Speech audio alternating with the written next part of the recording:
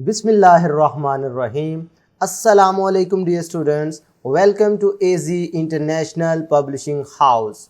Today we are going to discuss Mathematics Grade 1 Unit number 2, and Unit number 2 is about number operations.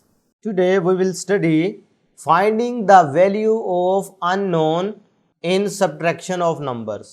जैसा कि आपने addition के case में भी इस तरह के क्वेश्चन किए थे कि हमें अननोन वैल्यू फाइंड करनी पड़ती थी, तो उसमें हम आपको याद होगा हम फॉरवर्ड काउंटिंग यूज़ करते हुए वैल्यू फाइंड कर लेते थे। अब इधर क्योंकि सब्ट्रैक्शन है तो अब इधर क्या प्रोसीजर होगा ये आज हम सीखेंगे।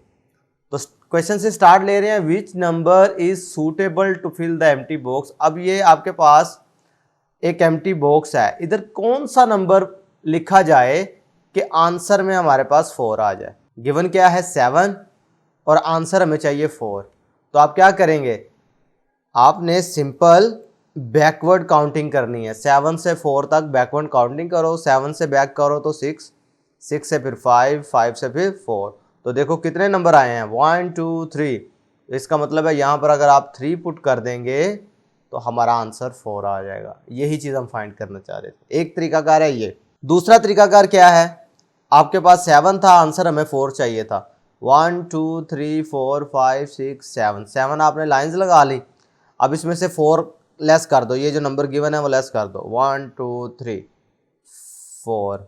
तो ये जब आपने लेस कर दी बकाया कितनी लाइंस बची 3। तो इसका मतलब है इस बॉक्स में आपने 3 लिखना होगा। क्लियर है। चले हम कुछ और एग्जांपल्स करते हैं। ये आगे क्वेश्चंस आ गए हैं, आपने खुद सोल्व करने हैं। अच्छा 15 में से आगे 12 है, ठीक है 15 है और इधर ऐसा कौन सा नंबर पुट किया जाए कि सब्ट्रैक्ट करने से आंसर 12 आ जाए। तो आपने क्या करना है, 15 से बैकवर्ड काउंटिंग कर लेनी है। 15 से बैकवर्ड जाओ तो 14 13 फिर 12 आता है ना। कितने स्टेप पीछे गए हो 1 2 3। इसका मतलब है यहाँ पर 3 लिख देंगे। और यही क्वेश्चन आप लाइंस लगाकर भी सोल्व कर सकते थे। अब ये देखिए 10 है, आंसर में हमें क्या चाहिए 9। तो कितने स्टेप पीछे जाओगे, एक स्टेप। तो एक स्टेप पीछे जाओगे तो 9 आ जाएगा। इसका मतलब 10 - 1 करेंगे तो आंसर 9 आ जाएगा। ठीक है।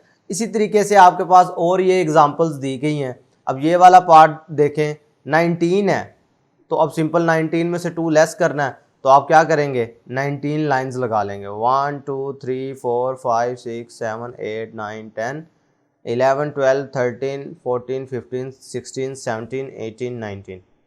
इसका मतलब है ये देखो 17 18 19 ऐसे ही है ना। तो 2 लेस कर देंगे तो इसका मतलब है कितनी बच गई लाइंस 17, क्योंकि 18 और 19 वाली लाइन कट गई, बकाया कितनी बची 17। तो लिहाजा इधर आंसर में 17 आ जाएगा। क्लियर है।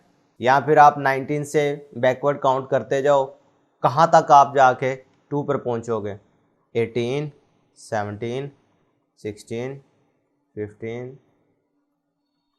12 11 10 9 8 7 6 5 4 3 2। तो अब ये आप काउंट कर लो कितने डिजिट्स हैं, कितने नंबर है 1 2 3 4 5 6 7 8 9 10 11 12 13 14 15 16 17। तो 17 नंबर है ना। तो ये 17 आपने यहाँ लिख देना है। क्लियर है। अब अगर आप इधर देखें आंसर में हमारे पास क्या है 9। अब इधर ऐसा क्या नंबर पुट किया जाए कि यहाँ पर हमारे पास 9 आ जाए आंसर में। अच्छा जब इस तरह का केस आ जाए ना हमारे पास कि पहले वाला बॉक्स एम्प्टी है और फिर दूसरे वाला गिवन है और तीसरे वाला गिवन है, ठीक है 3 बॉक्सेस है ना इसमें। तो इसमें आपने क्या करना होगा, बड़ा आसान तरीका है। ये वाला जो डिजिट होगा ना इसमें ये वाला डिजिट ऐड कर देना।